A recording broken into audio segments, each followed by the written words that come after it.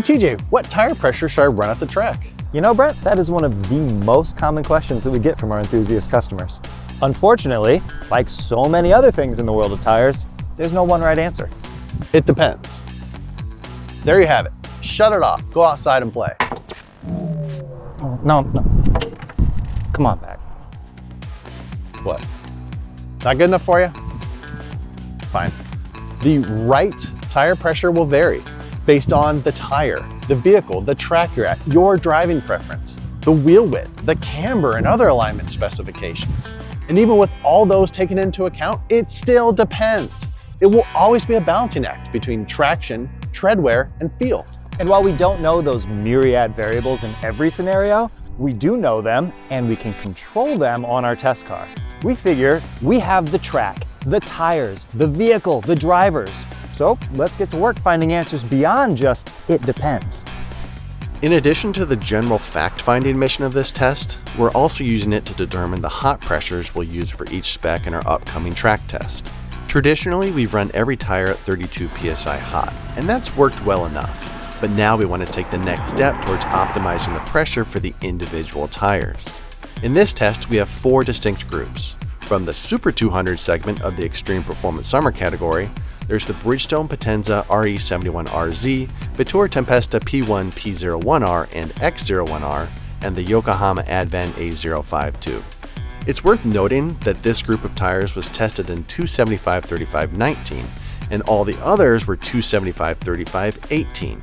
Representing the Endurance 200 tires are the BF Goodrich G-Force Rival Plus, Continental Extreme Contact Force, Falcon Azenis RT615K Plus, and the Hankook Ventus RS4.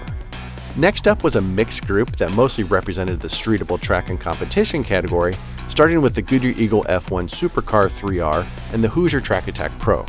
We've also included the Bridgestone Potenza RE71RZ in this group, so it'll be interesting to see if we find a different answer for the 18-inch versus the 19-inch dimension of the same tire.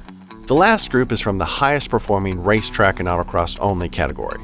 Our control tire is the Yokohama Advan A055, facing off against the Hoosier Track Attack R Race A8 and R8 and the Pirelli P0 Trofeo track. Since we report the wear on each tire following our track test, we had to be very careful to use the exact same testing protocols for every spec.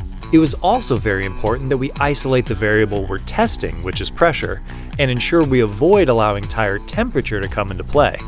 To do that, before we started our test runs, we slowly built temperature in the tires with laps of increasing intensity until they reached their ultimate hot temperature. We then bled down to our first test pressure of 42 PSI. From there, we recorded 1 lap in each direction of the skid pad for every pressure, dropping 2 PSI at a time until we swept all the way from 42 to 26 PSI. And of course, we continue to monitor tire temperature throughout the process to ensure it wasn't introducing an uncontrolled variable. As we progressed through the specs in our test, we found a few key high-level takeaways. First, for our car, the 32 PSI we had been running previously was a little low for most tires. Second, and arguably more importantly, is the difference between pressures was very, very slight.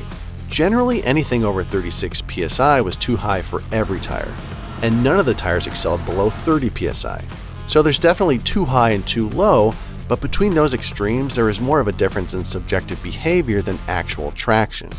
Armed with that knowledge, our overarching message is to find a pressure that makes your car feel the best and that delivers the best wear, instead of looking for a pressure that delivers the most grip. You're more likely to find lap time improvements from subjective characteristics that complement your driving than from increased traction. And that's primarily how we chose the final pressure we're going to use.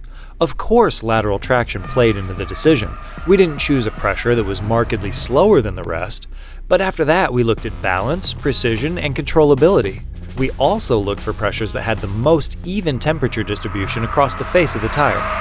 The Super 200 tires were all very happy at 34 to 36 PSI hot, and the Endurance 200 tires generally wanted about the same.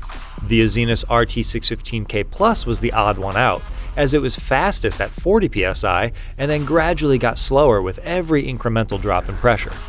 Moving to the streetable track and competition category, the Eagle F1 Supercar 3R and the Track Attack Pro closely matched the Super 200 tires.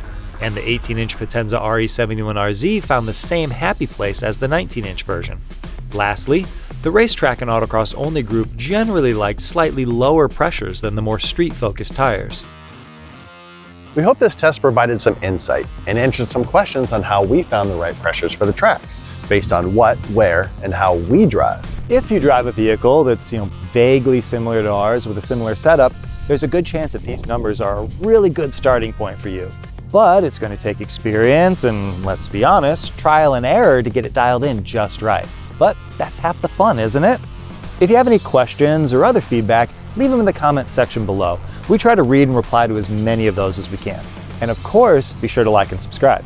And as always, thanks for watching.